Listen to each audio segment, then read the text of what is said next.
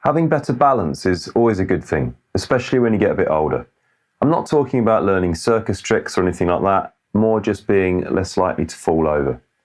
The Alexander technique has been helping people to improve their balance for over 120 years, so if you want to avoid this, then this may be the video for you. I'm Pete Robinson from movementandposture.com. I'm an Alexander technique teacher. I release new videos each Sunday based on questions that I get asked by my students on my courses or from comments on this YouTube channel. If you're interested in Alexander technique or improving your posture, movements and well-being, then subscribe and ding the notification bell.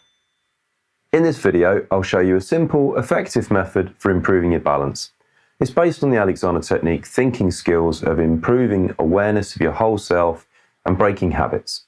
This is the same skill that I teach in most of my videos, so the more of them you watch, the easier you'll find it.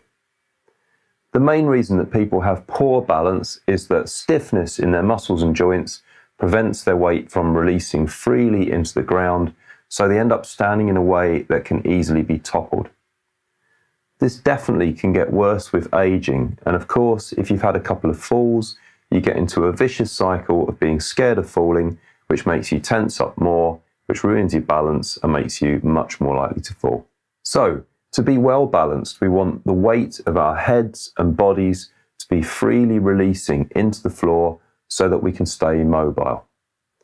Balance isn't static. Our bodies need to make continuous, small, automatic adjustments to remain in balance. And if we are preventing these movements, our balance really suffers. Because so much of the excess tension and stiffness in our bodies is caused by habits that we are unaware of, the Alexander technique approach is to use your conscious mind to become more aware of them and then to be able to change them.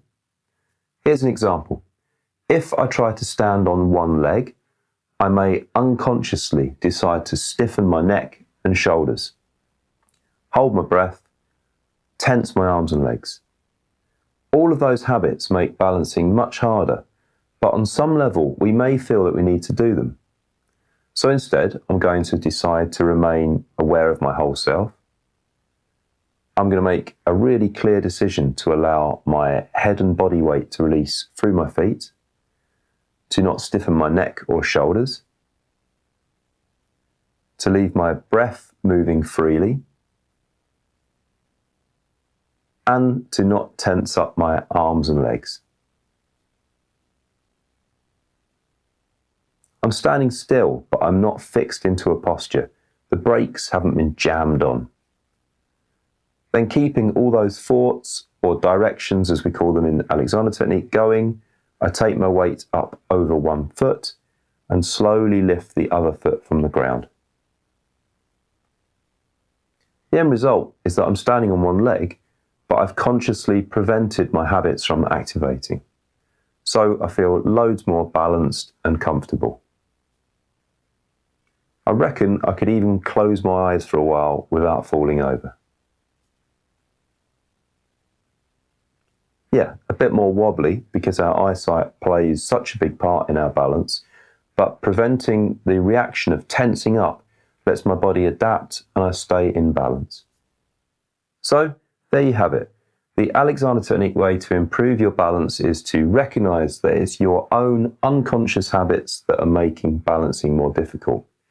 So, by consciously prioritizing a freely balanced, self-aware, mobile way of using yourself, you can stop those habits, which will improve your balance and therefore your confidence. Have a try for yourself. Obviously, if you're worried about falling or have limited mobility, then make it easier by applying the same idea to standing on two legs or by holding onto something for support. I'll also link above now to some other videos on improving standing posture and balance. Drop me a line in the comments to let me know how you get on, or if you have any questions or requests for future videos. Bye for now.